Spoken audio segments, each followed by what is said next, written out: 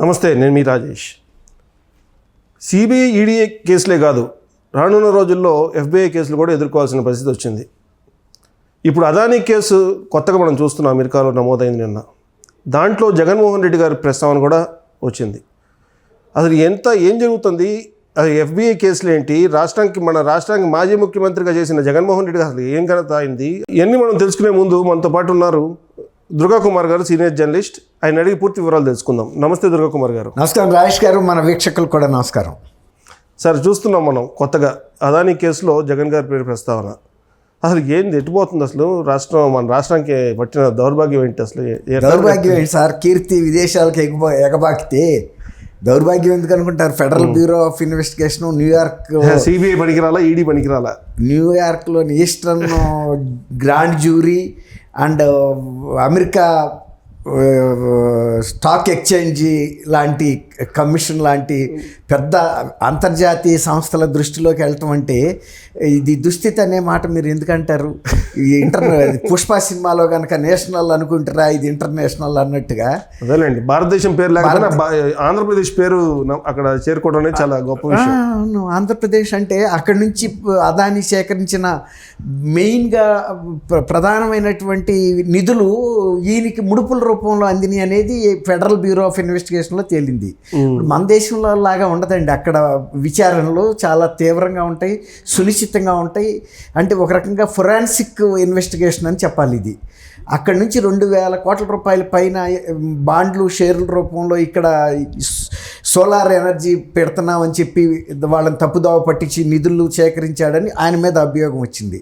అభియోగం వచ్చినప్పుడు దాన్ని అక్కడ ఫెడరల్ బ్యూరో ఆఫ్ ఇన్వెస్టిగేషను, న్యూయార్క్లోని ఈస్టర్న్ గ్రాండ్ జ్యూరీ అండ్ ఈ అమెరికన్ స్టాక్ ఎక్స్చేంజ్ కమిషను, వీళ్ళు ముగ్గురు కలిపి ఇన్వెస్టిగేషన్ చేశారు. 2 years చేశారండి. అది ఏదో ఆషామాషిగా చేసిన ఇన్వెస్టిగేషన్ కాదు.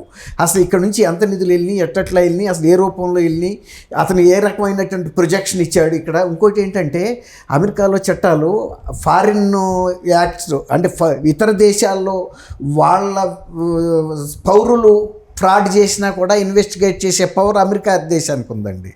అట్లాగే ఇతర దేశస్తులు వచ్చి అమెరికాలో చేసినప్పుడు కూడా దాన్ని చాలా సునిశ్చితంగాను సీరియస్గా తీసుకుంటారు.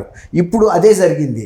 అయితే ఇక్కడ చేసిన నిధులు ఎక్కడికి వెళ్ళినాయి అన్నప్పుడు వాళ్ళు ఒక ఆధారాలు చూపించాలి కదా, దాన్ని ఫాలో అవుతూ వచ్చారు. ఆ నిధులు ఎక్కడి నుంచి ఎక్కడికి డైవర్ట్ అయినాయి, ఎట్లా వెళ్ళినాయి అని. ఇక్కడ ఒక 7,000 మెగావాట్ల విద్యుత్ ఒప్పందాలు, సౌర ఒప్పందాలు కుదుర్చుకున్న టైంలో 1,750 కోట్ల రూపాయలు జగన్మోహన్ రెడ్డికి అదాని ఇచ్చినట్టు వాళ్ళ ఖచ్చితమైన ఆధారాలు కూడా దొరికినాయి.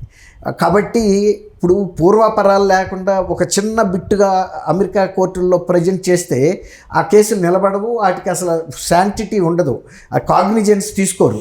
అంతా కూడా ఒక పక్కాగా జరిగినటువంటి ఒక ఇన్వెస్టిగేషన్ ఇది. ఇప్పుడు ఇంతకుముందు జగన్మోహన్ రెడ్డి గారు ఇక్కడ అనేక కేసుల్లో ఉన్నప్పటికీ కూడా వాటిని ఒక 12 ఏళ్ళగా ఎక్కడ విచారణకి రానివ్వకుండా మేనేజ్ చేయగలిగాడు. కానీ అక్కడ ఫైల్ చేసిన ఛార్జ్ షీట్లో ఆయన పేరు లేకుండా చేసుకోలేడు, దాన్ని తప్పించలేడు కూడా. అక్కడ చట్టాల ప్రకారం ఇప్పుడు ఆల్రెడీ అదానీ మీద కూడా అరెస్ట్ వారెంట్ ఇష్యూ అయింది అంటున్నారు. ఒకవేళ అదానీ మీద కనుక అరెస్ట్ వారెంట్ ఇష్యూ అయితే లంచం ఇచ్చింది ఎంత తప్పో తీసుకోవటం కూడా అంతే తప్పు. ఇప్పుడు కిక్ బ్యాక్స్, ఇప్పుడు అతను అధికారికంగా చెల్లించాల్సిన సౌరశక్తికి సంబంధించిన ఒప్పందాలు అవన్నీ అఫీషియల్ ఎక్స్చెక్కర్లో పే చేస్తారు ఏమైనా ఉంటే. అవి కాకుండా ఇవి ఎక్స్ట్రాగా ఇచ్చిన డబ్బులు ఏదైతే ఉందో వాళ్ళకి ఆ ఫొరెన్సిక్ ఇన్వెస్టిగేషన్లో, ఆడిటింగ్లో దొరకబట్టే కదా. లేకపోతే జగన్మోహన్ రెడ్డి ఎవరో ఫెడరల్ బ్యూరో ఆఫ్ ఇన్వెస్టిగేషన్ కానీ న్యూయార్క్ ఈస్టర్న్ గ్రాండ్ జ్యూరీకి కానీ తెలిసే అవకాశం లేదు. తర్వాత అక్కడ ఉన్న సెక్యూరిటీస్ సంస్థకు కానీ, షేర్స్ అండ్ సెక్యూరిటీస్ సంస్థకు కానీ తెలిసే అవకాశం లేదు కదా.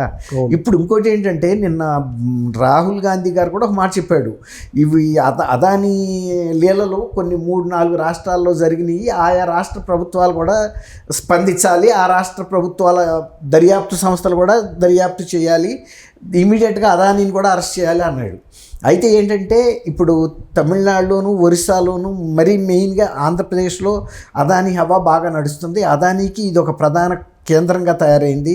కృష్ణపట్నం లాంటి ఒక కీలకమైన పోర్టు, ప్రతిష్టాత్మకమైన పోర్టును కూడా ఆర్మ్ ట్విస్టింగ్ ద్వారా నవయుగా నుంచి ఇతనికి తీసేసుకున్నారు, అదానికి ఇప్పించారనేది కూడా అంతకుముందు ఆరోపణ నడుస్తుంది. అట్లాగే ఇంకొక పోర్టు దాని పక్కనే అది ఆ పోర్ట్ కూడా అదానీకి వెళ్ళిపోయింది. అంటే 2 కీలకమైన పోర్టులు అదానీ జేబుకి అంటే గ్రూప్లోకి వెళ్ళిపోయినాయి. ఇలాంటి మౌలికమైనటువంటి గంగవరం పోర్ట్ అండి.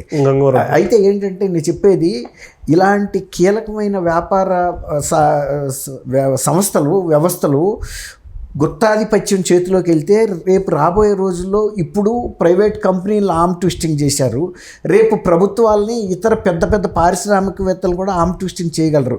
ఎందుకంటే ఎగుమతులు వెళ్ళాలన్నా దిగుమతి కావాలన్నా కూడా వాళ్ళు కీలకం అవుతారు. వీటిని తప్పించి ఇంకెక్కడికి వెళ్ళగలుగుతారు? ఇప్పుడు సపోజ్ ఆంధ్రప్రదేశ్లో ఉన్న పెద్ద పరిశ్రమ ఏదైనా తెచ్చుకోదలుచుకుంటే మద్రాస్ పోర్ట్లో దింపి తెచ్చుకోలేదు, వైజాగ్లో తెచ్చుకోలేదు. సపోజ్ ఇటు దక్షిణ ఆంధ్రాకి సంబంధించి ఈ పోర్టులు కీలకం. అట్లా ఇప్పుడు వైజాగ్ లాంటి పోర్టు ప్రభుత్వ రంగ చేతిలో ఉంది కాబట్టి ఇప్పుడు సరిపోయిందండి. అది కూడా రేపు రాబోయే రోజుల్లో ప్రైవేట్ పరం అవుతుందని చెప్తున్నారు. ఇవన్నీ కూడా ఎందుకంటే ఇప్పుడు జగన్మోహన్ రెడ్డి గారు ఈ నవయుగ పోర్టు, కృష్ణపట్నం పోర్టు ఏది ఉందో దాన్ని అదానికి పంపడంలో కూడా ఆయన పాత్ర కీలకంగా చెబుతున్నారు. గంగవరం తర్వాత ఇప్పుడు 7,000 మెగావాట్ల ఈ సౌర విద్యుత్తుకు సంబంధించిన ముడుపులు తీసుకోవటం, పర్మిషన్లు ఇవ్వటం, ఇవన్నీ కూడా జరిగినాయి. ఇప్పుడు అదానీ లాంటి సంస్థల దగ్గర నుంచి అంటే ఇది ఒక్కటి బయటపడింది. ఇంకా రేపు రాబోయే రోజుల్లో కూడా ఇలాంటి చాలా అంశాలు బయటపడతాయి. ఇది యాదృచ్ఛికంగా వచ్చినదే తప్ప ఎవరు కూడా తవ్వి తీసిందేం కాదు. వేరేది ఒక తీగద లాగితే ఇక్కడ డొంక కదిలింది. అదానీ అమెరికాలో చేసిన ఫ్రాడ్కి సంబంధించిన అంశం మీద వాళ్ళు దృష్టి పెట్టినప్పుడు అసలు ఈ డబ్బు ఇంత తీసుకెళ్ళి ఎక్కడ చేశాడు, ఏం చేశాడు అన్నప్పుడు ఆంధ్రప్రదేశ్ ముఖ్యమంత్రి ఫలానా ఆయన అనేది వాళ్ళు ఛార్జ్షీట్లో కూడా రాశారని చెప్తున్నారు.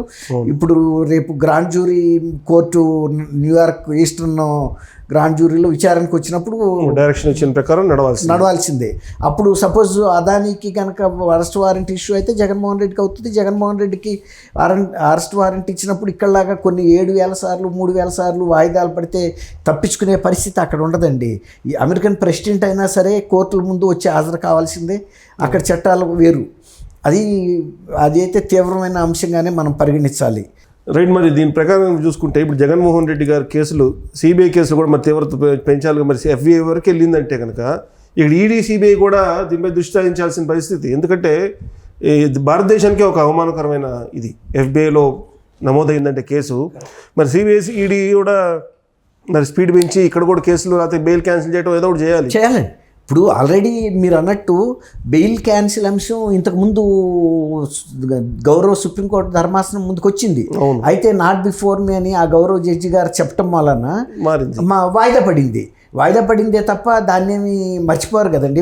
తీవ్రత పెరిగే అవకాశం ఉంది ఖచ్చితంగా అండి. ఇప్పుడు ఎన్ని రోజులు చూడొచ్చులే అన్నట్లు కూడా అవునండి. ఇప్పుడు చూడేసే ఉండదండి. ఎఫ్బిఐ కేసు దర్యాప్తు సందర్భంగా వాళ్ళు కదిలినప్పుడు సిబిఐ వాళ్ళు కూడా కదలాల్సి వస్తే ఇప్పుడు రాహుల్ గాంధీ గారు కూడా ఇప్పుడు ఈ అంశాలను తీవ్రంగా పరిగణించి ఏ రాష్ట్రాల్లో గనక అదానీ కార్యకలాపాలు చేశాడో, ఏ రాష్ట్రాల్లో అతను అవినీతికి పాల్పడి ముఖ్యమంత్రులకి లంచాలు ఇచ్చాడో అటువంటి ముఖ్యమంత్రులు కూడా బయటికి లాగాలి, అరెస్ట్ చేయాలని కూడా ఆయన అడుగుతున్నాడు.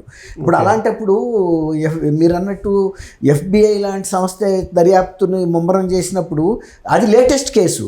ఇవి 12 ఏళ్ల నుంచి ఉన్నాయి. తర్వాత ఇప్పుడు ఆయన బెయిల్ మీద ఉన్నాడు.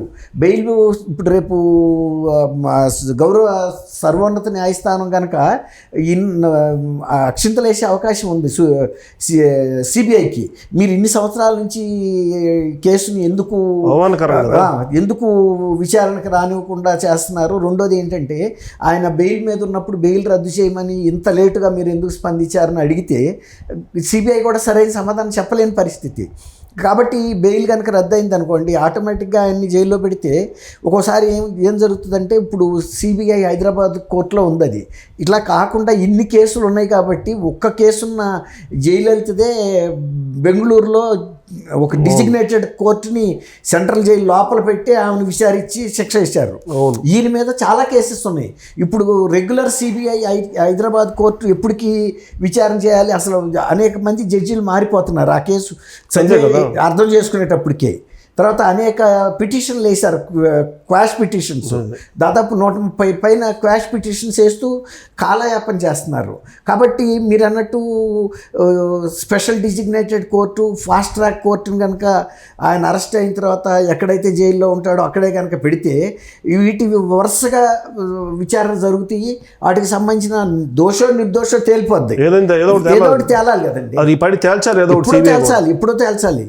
ఇప్పుడు అసలు నిజానికి ఆయన ఒక మాజీ ముఖ్యమంత్రిగా ఇక్కడ ఆంధ్రప్రదేశ్లో ఇంత ముఖ్యమైన నాయకుడిగా నా మీద ఇన్ని సంవత్సరాలు నేను దోషో నిర్దోషో తెలియని పరిస్థితుల్లో ఉంచారు, నన్ను నా కేసెస్ త్వరగా విచారణ చేసి నాకు మోక్షం కల్పించండి అని అసలు ఆయన ఓపెన్ లెటర్ రాయొచ్చు. మొన్న ఈమె వాళ్ళ తల్లి విజయం గారే కుటుంబ అంశాన్ని గురించే బహిరంగ లేఖ రాసింది, మా కుటుంబంలో ఇదిగో ఈ పరిస్థితి అని. అట్లాంటప్పుడు ఆయన మీద అన్ని నిందారోపణలు ఉన్నప్పుడు ప్రజల ముందు ఎలక్షన్లో వెళ్ళాలని ఇబ్బందే కదండి. కరెక్ట్ మనిషిని చెప్పలేదు కదా, ఎందుకు నన్ను ఏదో ఒకటి తేల్చండి. ఇప్పుడు ఆయన ప్రజా జీవితంలో ఉన్న వ్యక్తి ఆ నిందలను మోస్తూ భరించే కంటే ఒక యేసుక్రీస్తు కనుక సెలవు మోసినట్టు ఆ సెలవును దింపేసుకునే అవకాశం ఈయనకు ఉంది. యేసుక్రీస్తుకి లేపవచ్చు. ఈయన కనుక నా మీద విచారణ చేసి తొందరగా తేల్చమంటే కూడా బీజేపీ గవర్నమెంట్ కానీ ఈ కూటమి గవర్నమెంట్ కూడా తొందరగా తేల్చాల్సిన బాధ్యత వాళ్ళ మీద ఉంటుంది. అవును, అది right. Thank you sir. Thank you Rajesh గారు. మన వీక్షకులకు కూడా నమస్కారం.